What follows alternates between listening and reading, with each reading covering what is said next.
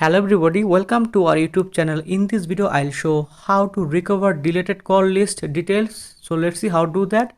So minimize it and go to my Google Play Store. SMS backup and restore. Please install this app and then open it.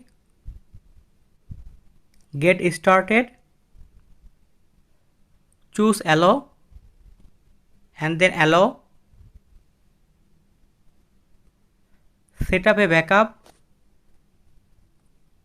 and in this time I can choose call logs, so turn off messages and then click on it and then next, and in this time I can choose your phone, okay, next, and then yes, schedule recurring backups, and then you can see daily, weekly, hourly.